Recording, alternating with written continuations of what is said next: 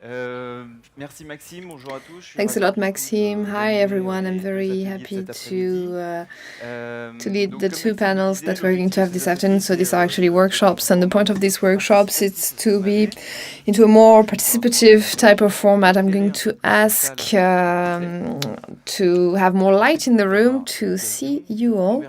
And we're going to have the opportunity to have a conversation, because it's the whole point of today.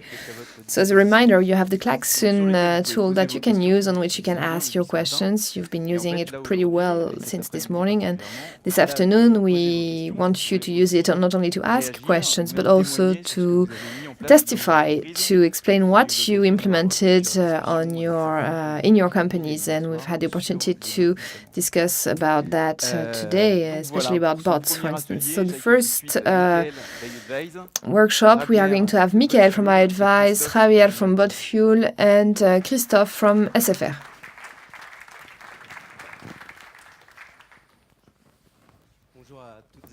Hi, everyone. Nice to meet you. Welcome to Nantes. Welcome to Conversation. Javier, you're the co-founder of BotFuel. It's a young startup that you launched a year and a half ago.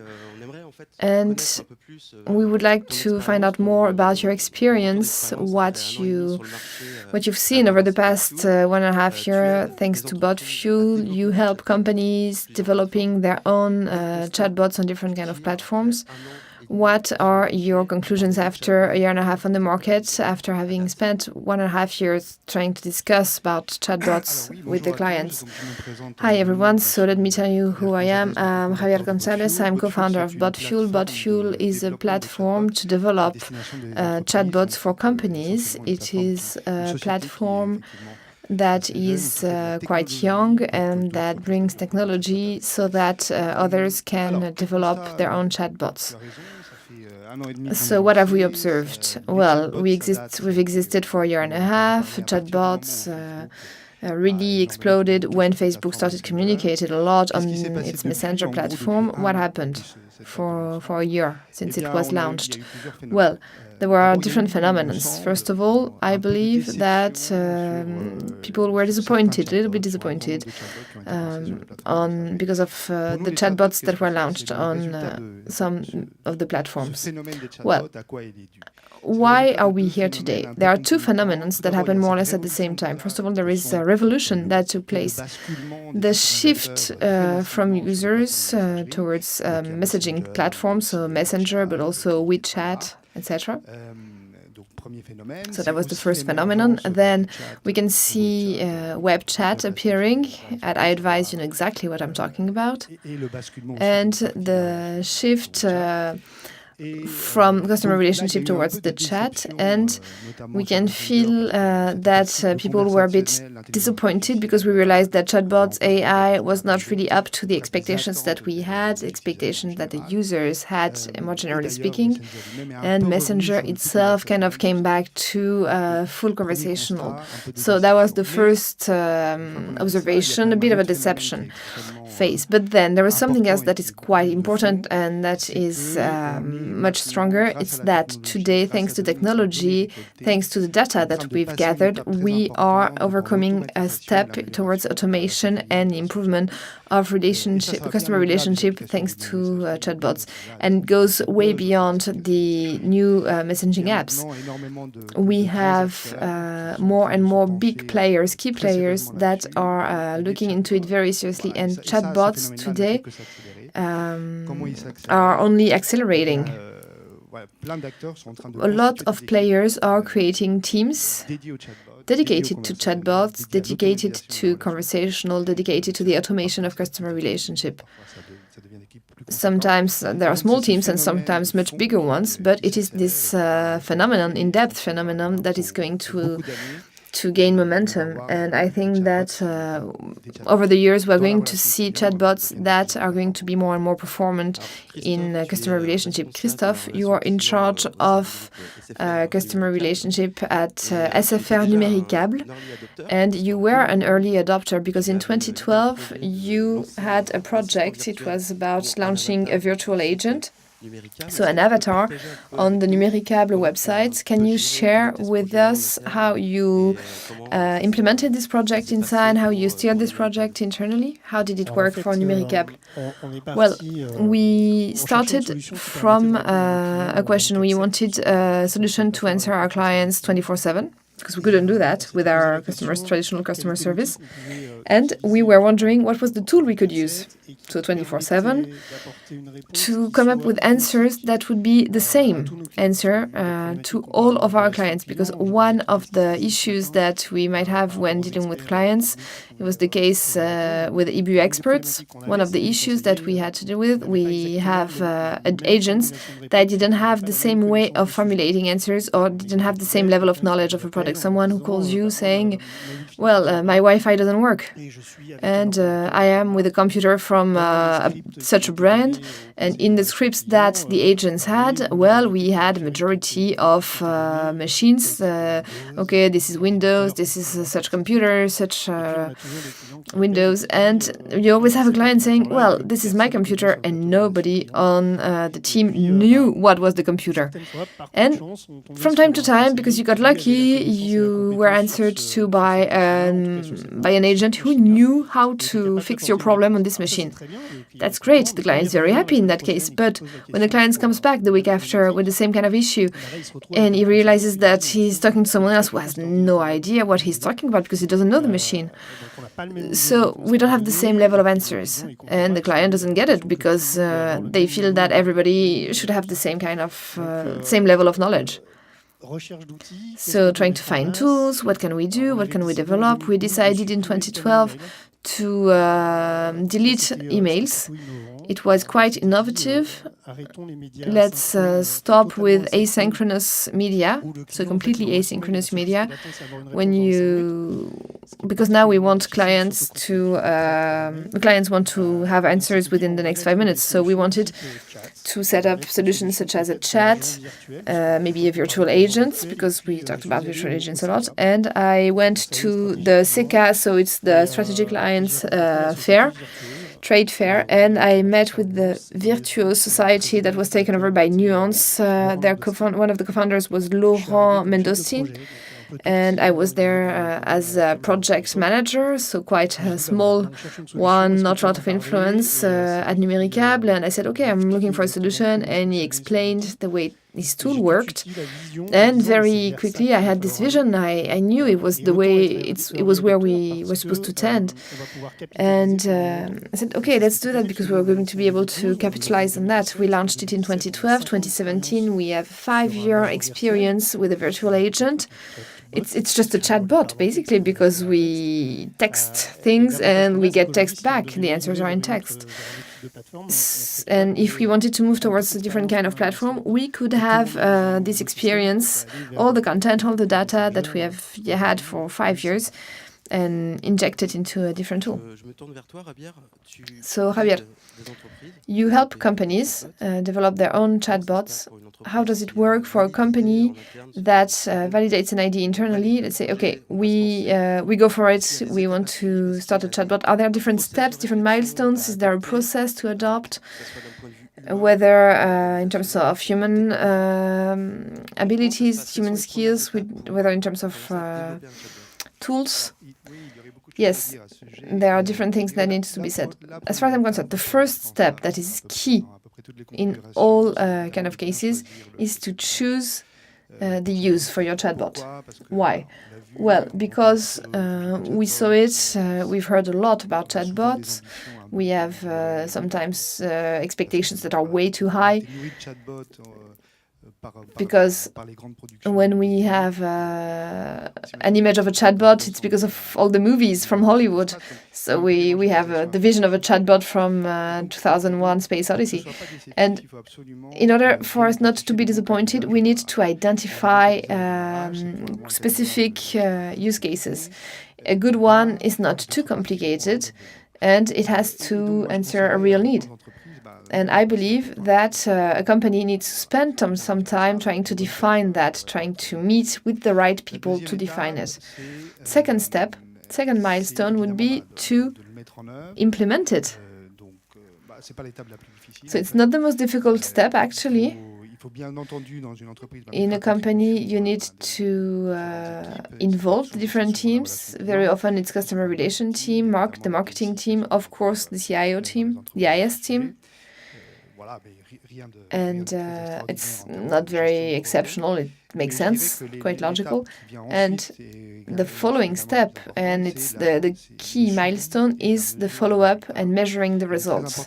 It is extremely important when you launch a chatbot to be able to follow how it works. And we hear talking about chatbots being self-learning.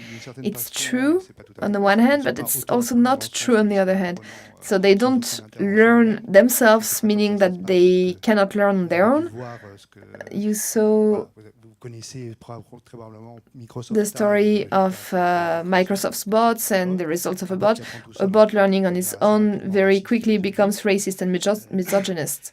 So self-learning, it means that it has to be monitored by human, and that little by little can improve, can optimize the comprehension. And each company have different kinds of needs, different types of typology, and they have to be able to do it in a quick way to make sure that the experience of the chatbot can improve.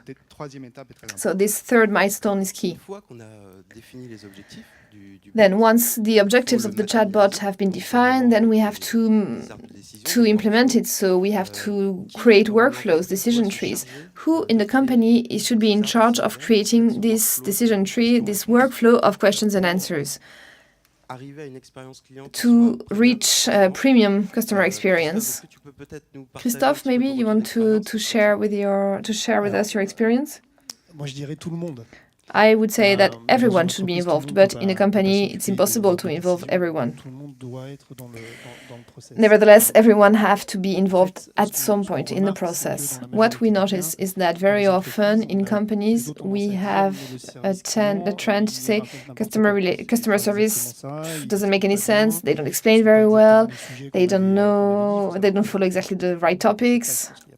Well, I think in the room that there are plenty of people that have worked in customer service centers, but the agents have lots of information, they have lots of processes to deal with every day, every other day. And when we have to build our diagnosis trees, our workflows, when you say, no, you want the agent to answer that, but it's not the answer that I want to give. So involving them in the creation process is something that is extremely important for us. What we decided is that people who would create the workflows were part of the customer service. Why? Well, because they are in contact with the clients on a daily basis, and they can bring back up weak signals. It's something that all the departments couldn't do. Then it requires flexibility, and it's the case for Emily, our virtual agent. Every week, we have to spend time reading all the conversation with the clients, all the transcripts.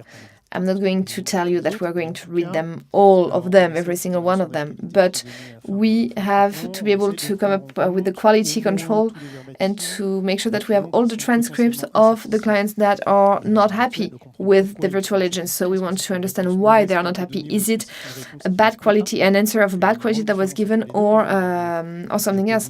I can tell you today there is a good answer that I don't like. A good answer that I don't like is the fact that you have to write a letter if you want to ask for a discount. And it's the good answer, it's the right answer, but clients don't like it. So it is it requires quite a lot of commitment, but we also have performance reviews that are published regularly that enables us to see if our clients are more willing to use the agent. Do they use it because they don't have a choice, because the contact center didn't give me the right answer, or do they want to use it because they want to be more efficient, because they figure, okay, it's 11 o'clock, I have a question, I need my answer, the contact center might be open. So who should be in charge of the virtual agents? Who should be in charge of the processes? For me, it's crucial, it's the customer service, but all of the services in the company have to be involved. Because for us, the chatbot, the AI, the virtual agent, for us, the tool will give an answer. And the more it will answer, the more the other services will be able to give great customer care. So if we involve all the services, marketing, digital, customer relationship, the IS team, who should pay for it in the company? We were talking about that, and you're still laughing about it, actually.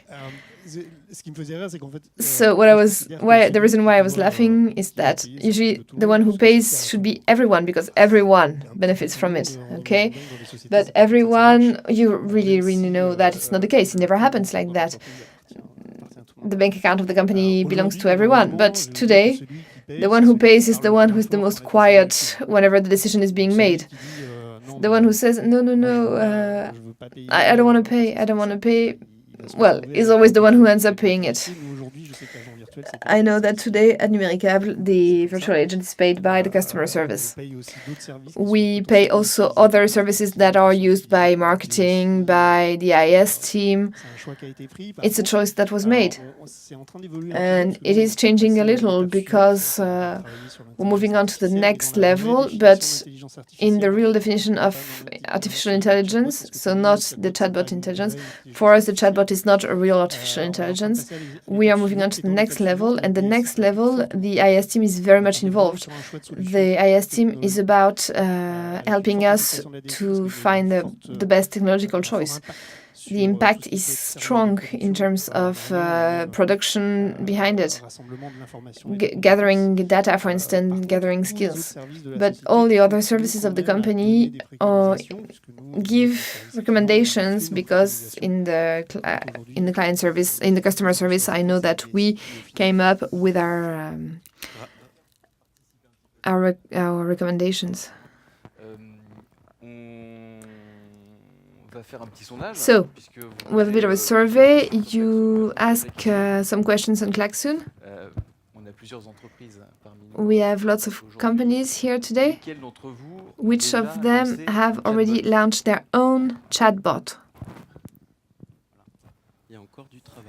Well, we still have lots to do. Quels sont ceux qui sont sûrs et certains? Oui, Sébastien lève le main. Yes, Sébastien, is raising his hand. Lesquels d'entre vous sont sûrs et Which certains of you de lancer know un chatbot they are dans going l'année? to launch a chatbot within the year? Donc là, on en a quelques-uns. So, there are more of you. La Poste Entreprise, ok. La Poste, okay. Et qui sont ceux qui se posent encore Which of you are still wondering whether they're going to do it or not today? Ok. J'ai discuté tout à l'heure avec So earlier I had a conversation with one of you today who didn't raise his hand.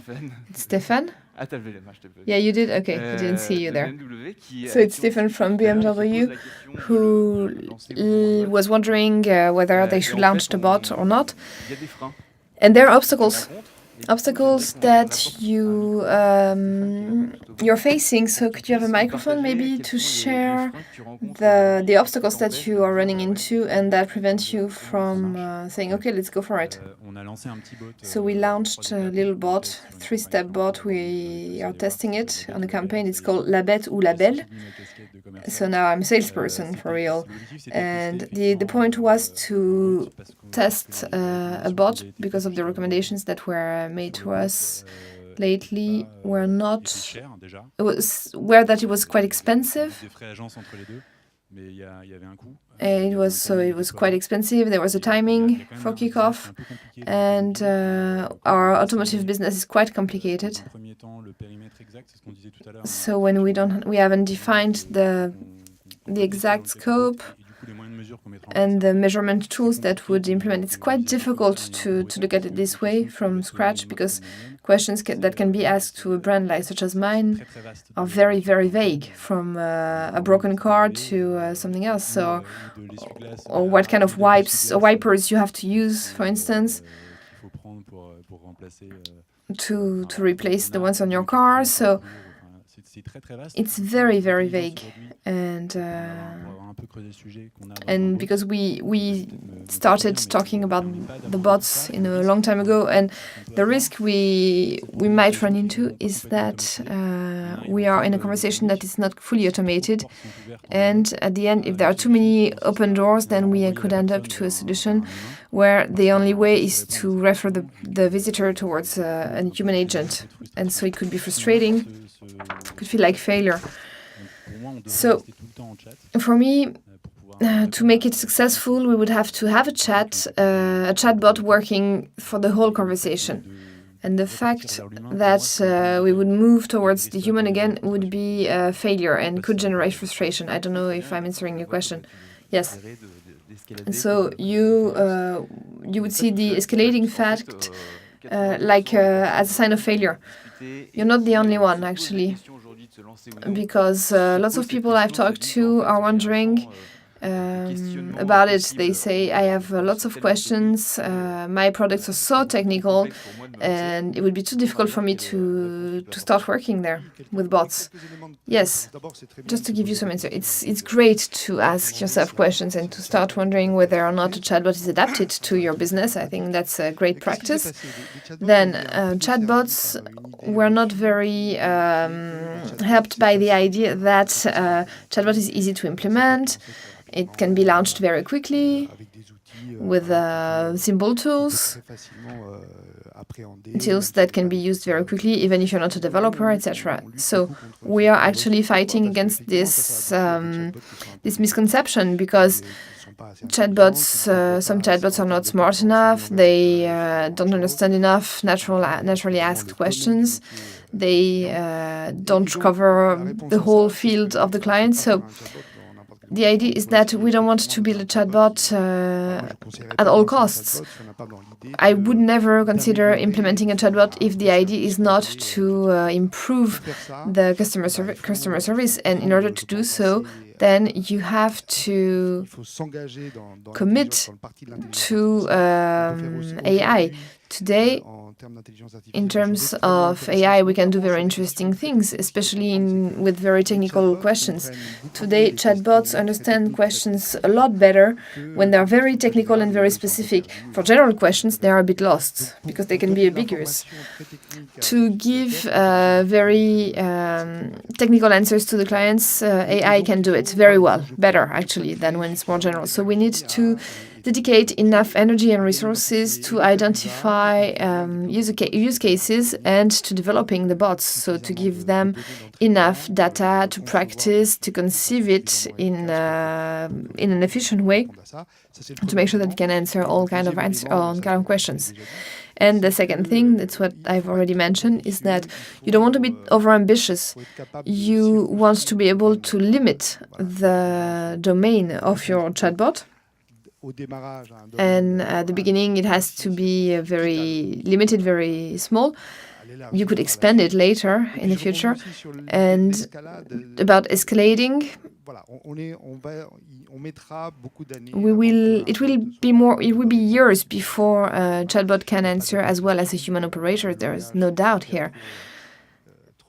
Our language is too subtle. There are too many different subtleties for a bot to be able to deal with it. So escalating can't be avoided for now. It has to be planned. I don't think it's failure. In a bot that would do transactions, you could imagine that you have a fully automated bot. In a bot that does customer support, customer service, there will always be questions that are asked the wrong way, needs from users that are extremely complex that will have to be escalated towards a human operator.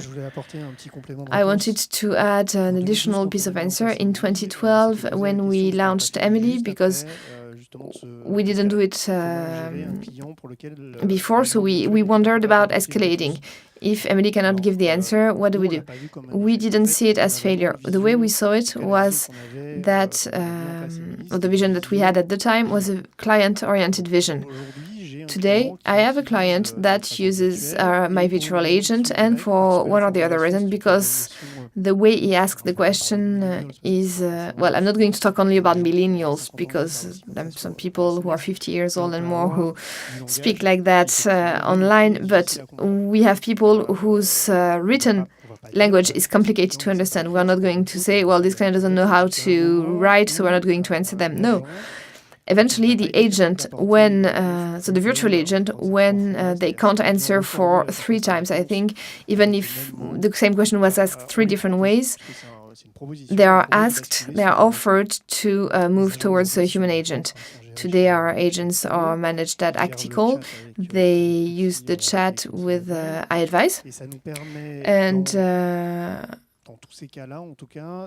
we believe that we can bring additional answers to the client, we can find a solution to that problem, and we can also feed the information towards our logs in 2013. So we launched the project in 2012, we kicked it off in 2013. In 2013, the virtual agent itself was seen as a competitor by professional agents. So what they did was that they spent about a month, when we launched it, they spent about a month challenging it.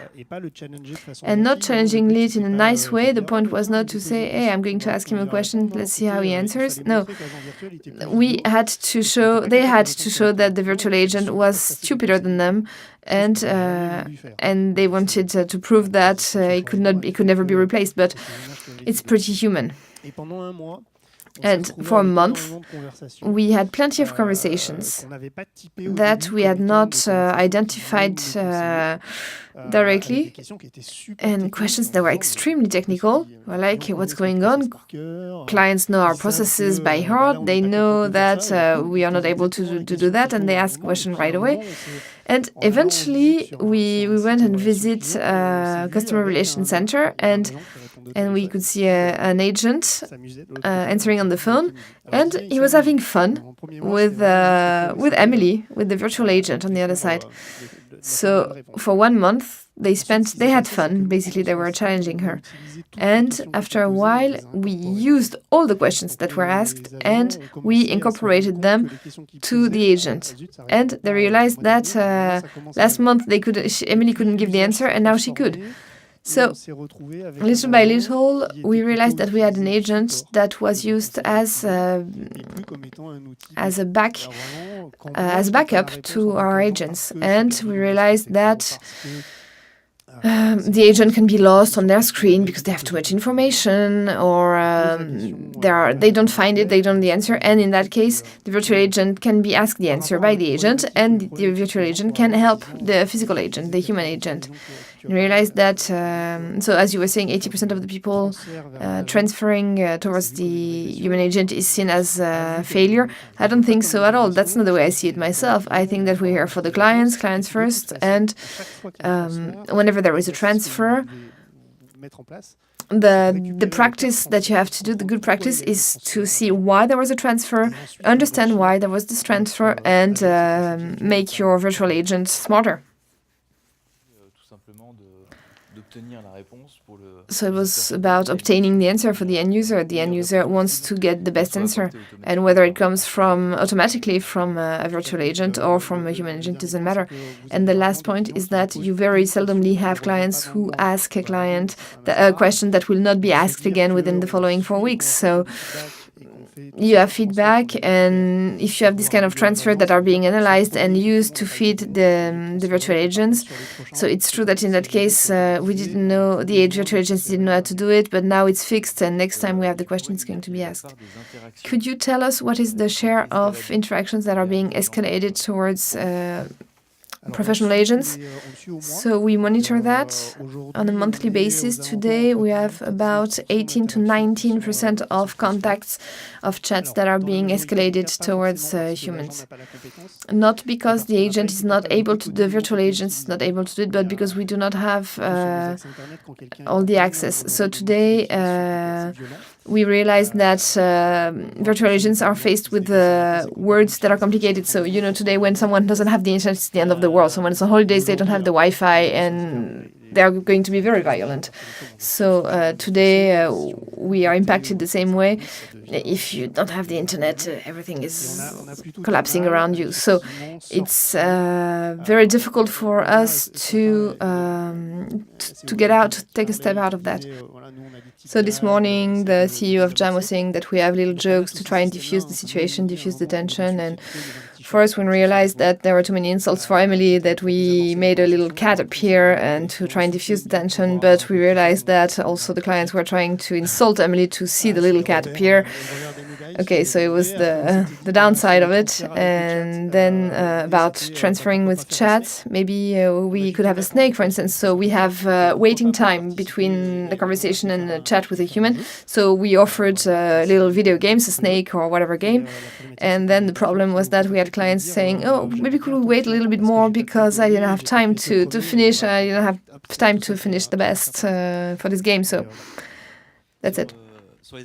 About indicators that you're following, Christophe, to track performance, do you have any specific APIs? KPIs you follow on a regular basis. So the virtual agent is on our Numéricable website today. So I have SFR people who are here because they have also their own virtual agents. But Numéricable today we follow. We have a mini NPS. So for every contact with the virtual agents, we have the questions to ask to the client. It's a grade out of 4. And if the client answers 1 or 2, so poor grade to the agent, then they're asked why. Today, we are at around 27% of clients answering between 3 and 4 stars, so it's pretty good in our industry. And we know that those who answer this type of questions are because they're not happy. And amongst those who answer 1 to 2, then half of them are not happy because they are not happy with the brand. They are not satisfied by the answer they got. They are not satisfied because they don't like the brand or they no longer like the brand. And you're not here and there is no human agent and blah, blah, blah. So we follow the NPS. We also follow the transformation rate between the number of visitors on our websites and the number of people who chat with a virtual agent. I can share the numbers. It's around 15%. It means that the other ones find their answers in the FAQ, so they don't really need to chat. And we also monitor the drop-off rate, so people who chat and who leave the conversation before the conversation led to the answer to the question they were asking. So that changes a lot, actually. It changes a lot from one season to another. So we have people that give up more easily on their conversation in December and in the summer, actually. So maybe they're on holidays or doing something else or at the beach and they leave. So we are between 10 and 20% of drop-off rate. So it really depends. Thank you. I think we still have time for a question from the room. Tanguy is asking questions. I don't know where Tanguy is. He's here. Can we get a mic to Tanguy? Do you remember your questions, Tanguy? No, I have plenty of them. No problem. So, no, there were actually 2 questions. The first one, when we talk about chatbot on Messenger, for us, people in charge of security said, no, Messenger, it's Facebook, and Facebook, it's not Europe. So how can we have personal data go through a chatbot hosted by the Messenger platform? A bank account, a social security number, an amount? So I do not have the answer. I'm not a legal person, so I don't know. But today, Facebook has conditions that do not offer enough guarantees for lots of players. I believe that there are people from Facebook that are here, but for lots of players, like banks or health industry people, at BotFuel, we are regularly in contact with Facebook. We ask them the question regularly. I know that they're working on it, but that's all I can say. I can complete that answer because I think it's the end of this workshop. Very quickly, about servers that are not in Europe. This is about to change next year. There is the new directive that will change next year. We have sectors that are outside Europe that will have to be very, very careful with the data that will flow. We don't have this problem because we don't have any medical issues in my industry. But, well, you never know, it could happen. And what is clear is that today there is no 100% safety. The information goes through all the chatbots on Facebook Messenger. That's what they were saying this morning. There's over 100,000 chatbots. Some of them ask very personal questions, and people don't really pay attention. They don't really care. They just give the information, and that's it. So it's clear that it's going to become a very worrying topic. Lots of concerns. The new Secretary of State attached to digital is going to focus on protection of data, personal data. But it's true that there will be changes in May 2018, if I'm not mistaken. Will definitely bring ways to answer to questions about safety, definitely. And we have our partner, Facebook partner, that is here today that will probably be able to give you some answers. Thank you, Javier. Thank you, Christopher. Thank you, Miguel. Thank you, David. We're going to be able to continue with the rest.